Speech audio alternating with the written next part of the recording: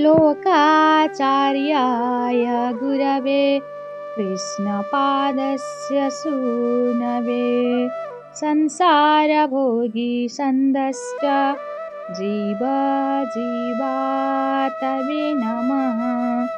श्रीमते रामानुजाय नमः। अस्मद्गुरुभ्यो नमः। आरती मंत्र। कर्कटे हस्तनक्षत्रे नरनारायणोद्भवम् अष्टाक्षरप्रदातारां श्रीबद्रीनाथाय मङ्गलम्। लक्ष्मीचरणलक्षाङ्ग साक्षि श्रीवत्सवक्षसे क्षेमङ्कराय सर्वेषां श्रीरङ्गेशाय मङ्गलम्। श्रियः कान्ताय कल्याण निधये निधयेऽर्थिनां श्रीवेङ्कटनिवासाय श्रीनिवासाय मङ्गलम्। समस्तजीवमोक्षाय श्रीरङ्गपुरवासिने कन्दादमुनिपूज्याय श्रीनिवासाय मङ्गलम्। अस्तु श्रीस्तनकस्तूरी वासनावासितोरसे श्रीहस्तगिरिनाथाय देवराजाय मङ्गलम्।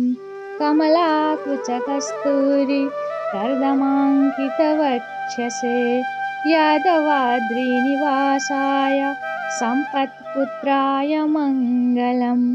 मङ्गलं कौसलेन्द्राय महनीय गुणाब्धये चक्रवर्ती तनूजाय सार्वभौमाय मङ्गलम्। श्रीमद्गोपालबालाय गोदाभीष्टप्रदायिने श्रीसत्यासहितायास्तु कृष्णदेवाय मङ्गलम्। नीलाचलनिवासाय नित्याय परमात्मने सुभद्राप्राणनाथाय जगन्नाथाय मङ्गलम्। श्रीनगर्यां महापुण्यां ताम्रपन्युत्तरे तटे श्रीतिन्त्रिणीमूलधाम्ने श्रीशठकोपाय मङ्गलम्। श्रीमत्यै विष्णुचित्तार्य मनोनन्दनहेतवे नन्दनन्दनसुन्दर्यै गोदायै नित्यमङ्गलम्। श्रीमन्महाभूतपुरे श्रीमत्केशवयज्वनः कान्तिमत्यां प्रसूताय यतिराजाय मङ्गलम्। मङ्गलाशासनः परैर्मदाचार्यपुरोगमैः सर्वैश्च पूर्वैराचार्यै सत्कृतायास्तु मङ्गलम्। मङ्गलाशासनः परैर्मदाचार्यपुरोगमैः सर्वैश्च पूर्वैराचार्यै सत्कृतायास्तु मङ्गलम्। कर्कटे हस्तनक्षत्रे नरनारायणोद्भवम् अष्टाक्षरप्रदातारां श्रीबद्रीनाथाय मङ्गलम्। लक्ष्मीचरणलक्षाङ्ग साक्षि श्रीवत्सवक्षसे क्षेमङ्कराय सर्वेषां श्रीरङ्गेशाय मङ्गलम्। श्रियः कान्ताय कल्याण निधये निधयेऽर्थिनां श्रीवेङ्कटनिवासाय श्रीनिवासाय मङ्गलम्। समस्तजीवमोक्षाय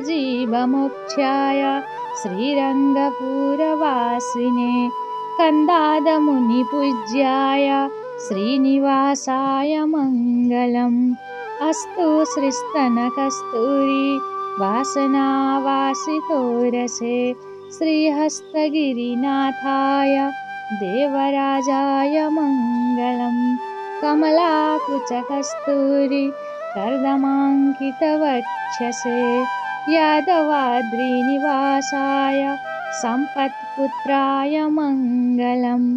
मङ्गलं कौसलेन्द्राय महनीय गुणाब्धये चक्रवर्ती तनूजाय सार्वभौमाय मङ्गलम्।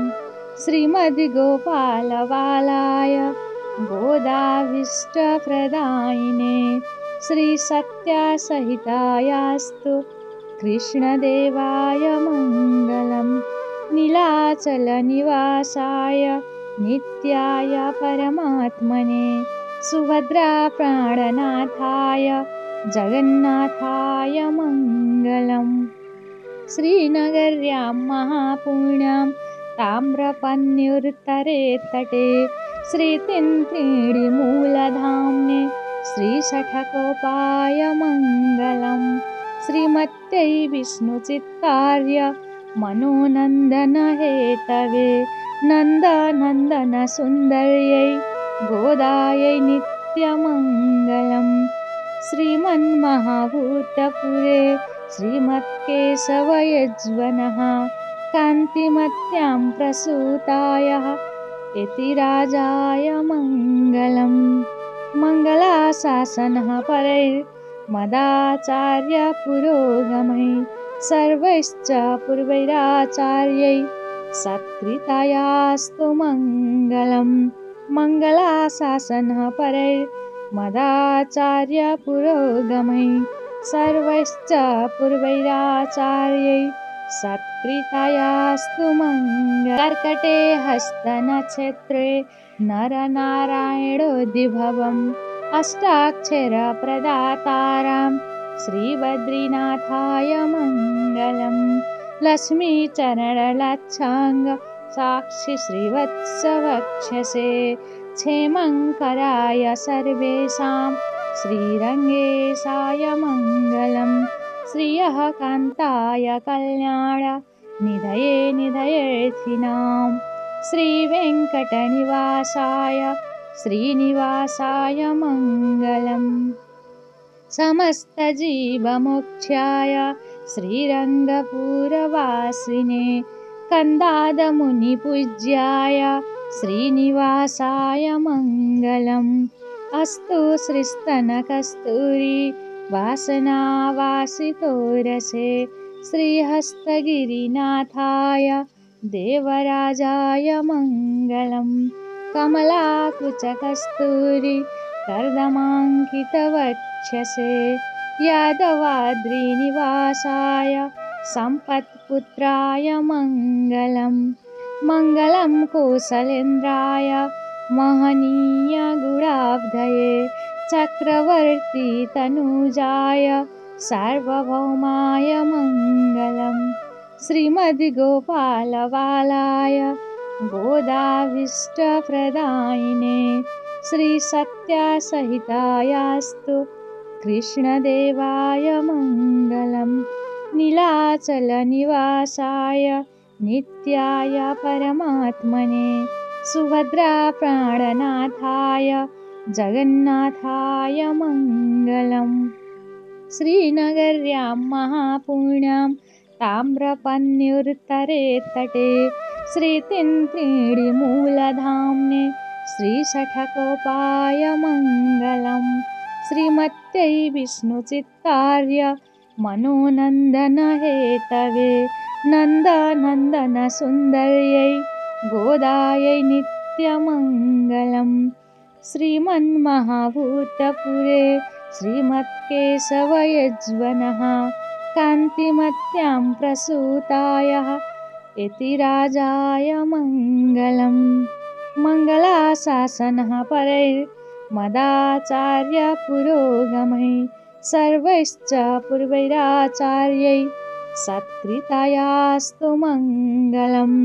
मङ्गलाशासनः परैर्मदाचार्यपुरोगमैः सर्वैश्च पूर्वैराचार्यैः सत्कृतायास्तु मङ्गलम्। कर्कटे हस्तनक्षत्रे नरनारायणोद्भवम् अष्टाक्षरप्रदातारां श्रीबद्रीनाथाय मङ्गलम्।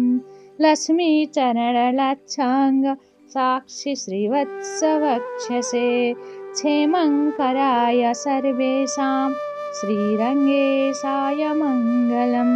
श्रियः कान्ताय कल्याण निधये निधयेऽर्थिनां श्रीवेङ्कटनिवासाय श्रीनिवासाय मङ्गलम्। समस्तजीवमोक्षाय श्रीरङ्गपुरवासिने कन्दादमुनिपूज्याय श्रीनिवासाय मङ्गलम् अस्तु श्रीस्तनकस्तूरी वासनावासितोरसे श्रीहस्तगिरिनाथाय देवराजाय मङ्गलम् कमलाकुचकस्तूरी कर्दमाङ्कितवक्षसे यादवाद्रिनिवासाय सम्पत्पुत्राय मङ्गलम् मङ्गलं कौसलेन्द्राय महनीयगुणाब्धये चक्रवर्ती तनूजाय सार्वभौमाय मङ्गलम् श्रीमद्गोपालबालाय गोदाभीष्टप्रदायिने श्रीसत्यासहितायास्तु कृष्णदेवाय मङ्गलम् नीलाचलनिवासाय नित्याय परमात्मने सुभद्राप्राणनाथाय जगन्नाथाय मङ्गलम् श्रीनगर्यां महापुण्यां ताम्रपन्युत्तरे तटे श्रीतिन्त्रिणीमूलधाम्ने श्रीशठकोपाय मङ्गलम् श्रीमत्यै विष्णुचित्तार्य मनोनन्दनहेतवे नन्दनन्दनसुन्दर्यै गोदायै नित्यमङ्गलम् श्रीमन्महाभूतपुरे श्रीमत्केशवयज्वनः कान्तिमत्यां प्रसूताय यतिराजाय मङ्गलम् मङ्गलाशासनः परैर्मदाचार्यपुरोगमै सर्वैश्च पूर्वैराचार्यै सत्कृतायास्तु मङ्गलम् मङ्गलाशासनः परैर्मदाचार्यपुरोगमै सर्वैश्च पूर्वैराचार्यै सत्कृतायास्तु मङ्गलम् कर्कटे हस्तनक्षत्रे नरनारायणोद्भवम् अष्टाक्षरप्रदातारां श्रीबद्रीनाथाय मङ्गलम् लक्ष्मीचरणलक्षाङ्ग साक्षि श्रीवत्सवक्षसे क्षेमङ्कराय सर्वेषां श्रीरङ्गेशाय मङ्गलम् श्रियः कान्ताय कल्याण निधये निधयेऽर्थिनां श्रीवेङ्कटनिवासाय श्रीनिवासाय मङ्गलम् समस्तजीवमोक्षाय श्रीरङ्गपुरवासिने कन्दादमुनिपूज्याय श्रीनिवासाय मङ्गलम् अस्तु श्रीस्तनकस्तूरी वासनावासितोरसे श्रीहस्तगिरिनाथाय देवराजाय मङ्गलम् कमलाकुचकस्तूरी कर्दमाङ्कितवक्षसे यादवाद्रिनिवासाय सम्पत्पुत्राय मङ्गलम् मङ्गलं कौसलेन्द्राय महनीयगुणाब्धये चक्रवर्ती तनूजाय सार्वभौमाय मङ्गलम् श्रीमद्गोपालबालाय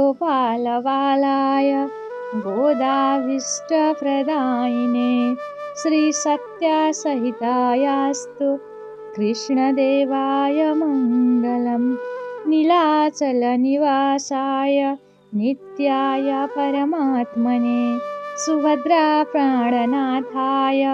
जगन्नाथाय मङ्गलम् श्रीनगर्यां महापुण्यां ताम्रपन्युत्तरे तटे श्रीतिन्त्रिणीमूलधाम्ने श्रीशठकोपाय मङ्गलम् श्रीमत्यै विष्णुचित्तार्य मनोनन्दनहेतवे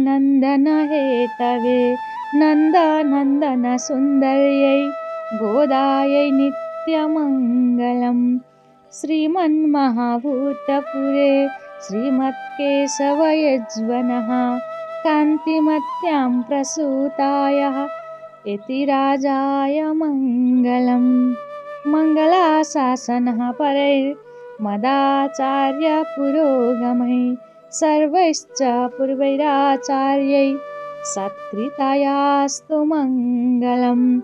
मङ्गलाशासनः परैर्मदाचार्यपुरोगमैः सर्वैश्च पूर्वैराचार्यैः सत्कृतायास्तु मङ्गलम्। कर्कटे हस्तनक्षत्रे नरनारायणोद्भवम् अष्टाक्षरप्रदातारां श्रीबद्रीनाथाय मङ्गलम्।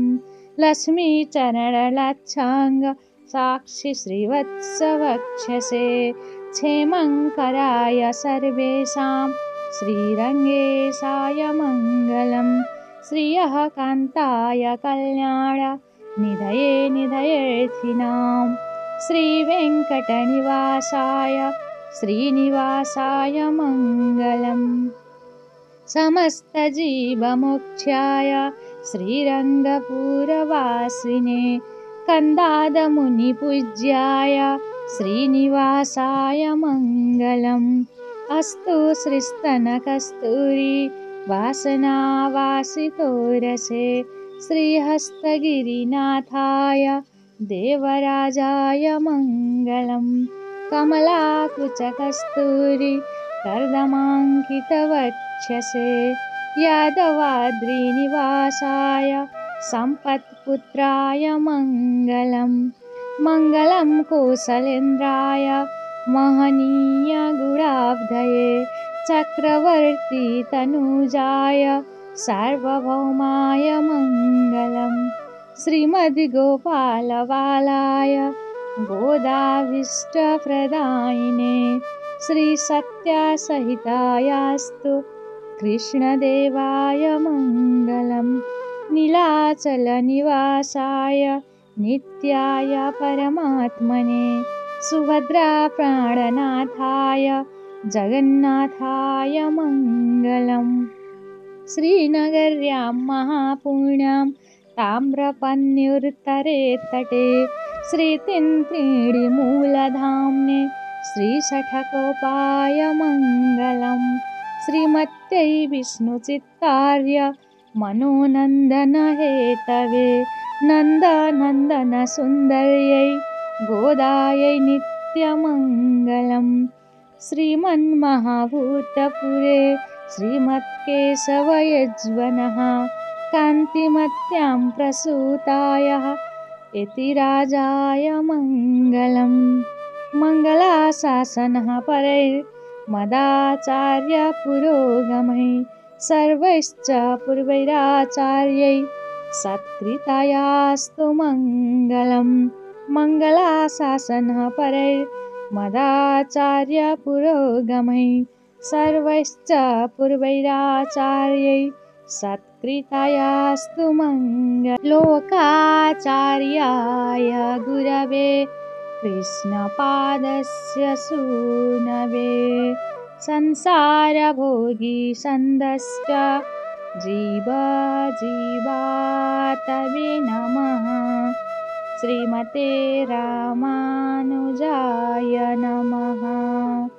अस्मद्गुरुभ्यो नमः। आरती मंत्र। कर्कटे हस्तनक्षत्रे नरनारायणोद्भवम् अष्टाक्षरप्रदातारां श्रीबद्रीनाथाय मङ्गलम्। लक्ष्मीचरणलक्षाङ्ग साक्षि श्रीवत्सवक्षसे क्षेमङ्कराय सर्वेषां श्रीरङ्गेशाय मङ्गलम्। श्रियः कान्ताय कल्याण निधये निधयेऽर्थिनां श्रीवेङ्कटनिवासाय श्रीनिवासाय मङ्गलम्। समस्तजीवमोक्षाय श्रीरङ्गपुरवासिने कन्दादमुनिपूज्याय श्रीनिवासाय मङ्गलम्। अस्तु श्रीस्तनकस्तूरी वासनावासितोरसे श्रीहस्तगिरिनाथाय देवराजाय मङ्गलम्। कमलाकुचकस्तूरी कर्दमाङ्कितवक्षसे यादवाद्रिनिवासाय सम्पत्पुत्राय मङ्गलम्। मङ्गलं कौसलेन्द्राय महनीय गुणाब्धये चक्रवर्ती तनुजाय सार्वभौमाय मङ्गलम्। श्रीमद्गोपालबालाय गोदाभीष्टप्रदायिने श्रीसत्यासहितायास्तु कृष्णदेवाय मङ्गलम्। नीलाचलनिवासाय नित्याय परमात्मने सुभद्राप्राणनाथाय जगन्नाथाय मङ्गलम्। श्रीनगर्यां महापुण्यां ताम्रपन्युत्तरे तटे श्रीतिन्त्रिणीमूलधाम्ने श्रीशठकोपाय मङ्गलम्। श्रीमत्यै विष्णुचित्तार्य मनोनन्दनहेतवे नन्दनन्दनसुन्दर्यै गोदायै नित्यमङ्गलम्। श्रीमन्महाभूतपुरे श्रीमत्केशवयज्वनः कान्तिमत्यां प्रसूताय यतिराजाय मङ्गलम्। मङ्गलाशासनः परैर्मदाचार्यपुरोगमैः सर्वैश्च पूर्वैराचार्यैः सत्कृतायास्तु मङ्गलम्। मङ्गलाशासनः परैर्मदाचार्यपुरोगमैः सर्वैश्च पूर्वैराचार्यैः सत्कृतायास्तु मङ्गलम्। श्रीमते रम्यजामात्रे मुनीन्द्राय महात्मने श्रीरङ्गवासिने भूयात् नित्यश्रीनित्यमङ्गलम्। श्रीमते रम्यजामात्रे मुनीन्द्राय महात्मने श्रीरङ्गवासिने भूयात् नित्यश्रीनित्यमङ्गलम्। श्रीमते रामानुजाय नमः।